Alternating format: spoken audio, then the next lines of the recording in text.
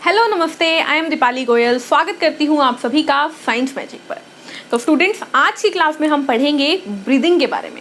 हमने last class में discuss किया कि जो रेस्पिरेशन होती है, श्वसन होती है, वो 2 स्टेप में होती है। ठीक है, उसके 2 भाग हैं। पहला है सांस लेना और देना, और दूसरा है अंदर की रेस्पिरेशन यानी कि कोशिका का श्वसन। ठीक है, तो हम पहले समझेंगे कि सांस लेना और देना क्या होता है। ठीक है, जब आपको वो अच्छे से समझ में आ जाएगा, फिर हम जानेंगे कि बॉडी के अंदर क्या हो रहा है। ठीक है, सेल के अंदर क्या हो रहा है। ठीक है, यही हमारा पैटर्न रहेगा। जिस पैटर्न में हमारी हवा अंदर जाके काम करती है और फिर वेस्ट लेके बाहर आती है, वही पैटर्न हम फॉलो करेंगे। पहले हम अंदर जाएंगे, फिर हम बाहर आएंगे। ठीक है, चलिए, ब्रीदिंग यानी सांस लेना और देना। क्या जानते हो आप इसके बारे में? आप जानते हो कि हम ऑक्सीजन लेते हैं और कार्बन डाइऑक्साइड देते हैं। ये बात आप अच्छे से जानते हो। आप ये भी जानते होंगे कि ये काम करने के लिए हमारा नाक काम आता है, हमारे फेफड़े यानी हमारे लंग्स काम आते हैं। इतना सब जानते हैं। मेडिकल वाले हो, नॉन मेडिकल वाले हो, कॉमर्स वाले हो, कोई मर्जी हो, सब जानते हैं कि नाक के बिना हम सांस ले नहीं सकते। नाक बंद कर दो तो मुंह से ले लेंगे, चलो नाक और मुंह से सांस लेते हैं और फेफड़े हमारे काम आते हैं। लेकिन मुंह से सांस लेना गलत होता है। क्यों गलत होता है, ये भी हम जानेंगे इसी चैप्टर में। शुरू करते हैं। आज की क्लास में हम क्या पढ़ने वाले हैं? आज की क्लास में मैं आपको बताऊंगी बच्चों कि हम जो सांस लेते हैं, हम जो हवा लेते हैं, वो कैसे कैसे कैसे कैसे करके हमारे फेफड़ों तक पहुंचती है। ठीक है, ये चीज़ हम पढ़ेंगे। तो आप लोग शुरुआत अच्छे से जानते हो। आप लोग जानते हो कि ये जो हवा है, अब हवा में जो भी जा रहा है, अभी मैं हवा बोल रही हूँ। ठीक है, अभी मैं हवा बोल रही हूँ। तो जो हवा है, पहले नंबर पे ये हमारे नाक में यानी नोज में जाती है। हवा नाक में यानी नोज में जाती है। अब नोज के अंदर ना स्टूडेंट्स, ऐसे सिंपल सा नहीं है। नाक दिखने में बड़ा सिंपल सा लगता है, इतना सिंपल नहीं है। इसके भी बड़े अंदर अंदर पार्ट है। ठीक है, वो हम पढ़ेंगे। यानी नाक के अंदर जब हवा जाती है तो जाती किससे है? हमारे 2 नेजल पोर से यानी नथुनों से। यहाँ पर हम डायग्राम बनाएंगे। देखो, ये क्या है? नाक है, और ये क्या है? नाक के नथुने हैं। तो ये क्या है भाई? बना देते हैं, यहाँ पे लिख देते हैं नाक यानी नोज। और ये क्या है भाई? ये है नेजल पोर, जिसे हम बोलेंगे नथुने।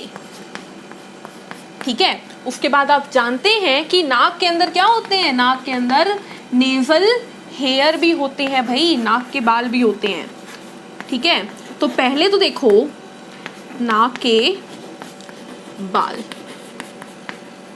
इतनी बात कर दूं, पहले हवा नोज के नथुनों में गई। ठीक है, ऐसे लिख दूं मैं कि पहले हवा कहाँ गई?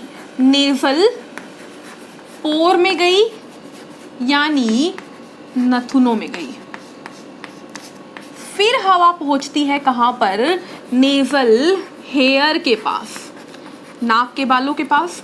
ठीक है, इन सभी के कार्य हम बाद में पढ़ेंगे कि भाई नाक के बाल क्या कार्य आते हैं। भाई कोई ना कोई इनका भी काम होगा, भगवान ने कुछ भी फालतू में नहीं दिया, तो नाक के बाल भी जरूरी हैं, तो वो भी हम पढ़ेंगे। अब जब नेजल हेयर तक हवा पहुंच गई तो उसके बाद हवा जाती है यहाँ पे, ये वाली जगह। इस जगह को बोलते हैं स्टूडेंट नेजल चैम्बर, यानी नाक का कक्ष। क्या बोलते हैं? नेजल चैम्बर, यानी नाक कक्ष लिख देती हूं मैं। ठीक है, नाक कक्ष। तो हवा कहाँ चली गई? नेजल चैम्बर के पास, यानी नाक के कक्ष के पास। उसके बाद स्टूडेंट्स हवा जाती है फेरिंग्स में। कहाँ पे? फेरिंग्स में, जिसे हिंदी में बोलते हैं ग्रसनी, और कई बार हिंदी में फेरिंग्स ही लिखा मिलता है। अब भाई ये फेरिंग्स क्या भला है? तो देखो ध्यान से, आप लोग जानते हैं कि नाक के नीचे हमारे क्या होते हैं? हमारे होंठ होते हैं। ठीक है, कुछ इस तरीके से। यहाँ से हम क्या खाएंगे? खाना खाएंगे हमारे माउथ में। ठीक है, अब ध्यान से देखो, ये भी आप जानते हो कि माउथ से होते हुए नीचे निकलेगी क्या? ईसोफेगस। क्या निकलेगी? ईसोफेगस। जानते हो ना, अच्छे से पढ़ चुके हैं हम, इसीलिए वो पहले पढ़ाया था, क्योंकि वो थोड़ा इजी है। ग्राफ नली। ठीक है, ईसोफेगस। और ये अब आपको जानना है आगे की बात, ये भी बात अगली बात जो मैं बताने वाली हूँ वो भी आप जानते हो कि खाना यहाँ पे जाएगा और हवा भी यहाँ पे आएगी।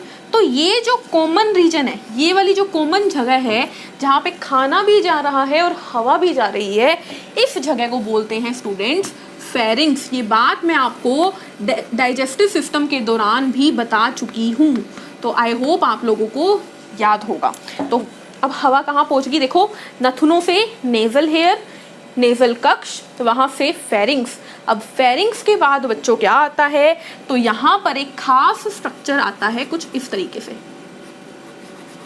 जिसे बोला जाता है लैरिंग्स। क्या बोला जाता है, लैरिंग्स या कंठ।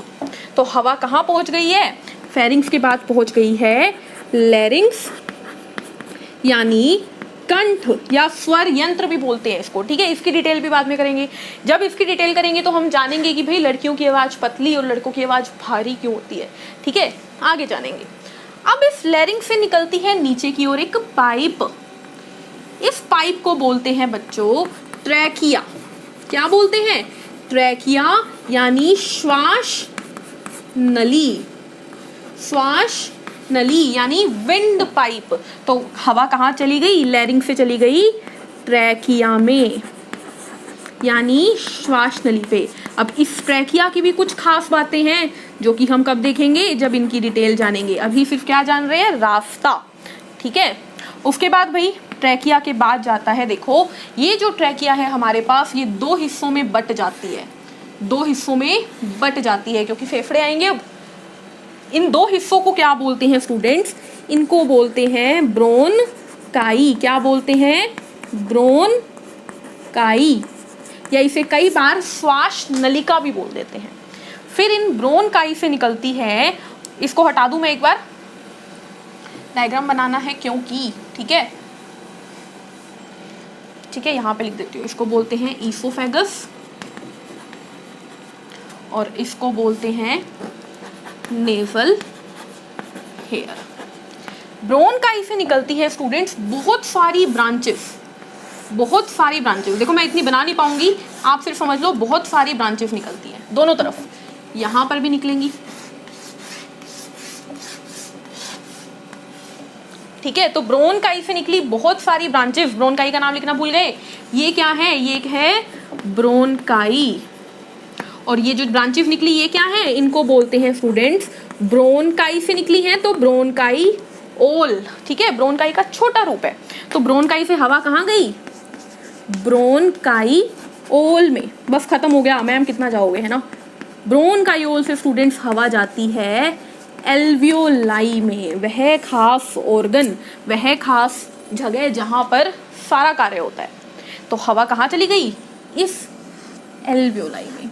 हर ब्रोनकायोल खत्म होती है एक बैग जैसे स्ट्रक्चर में, एक थैलीनुमा स्ट्रक्चर में, जिसे बोला जाता है एल्वियोलाई। अब आप सोचोगे मैम यहाँ पे तो फेफड़े ही नहीं है कहीं पे, तो ध्यान से देखो फेफड़े कहाँ पे है, फेफड़े हैं हमारे यहाँ पे। ये देखो ये क्या है हमारा,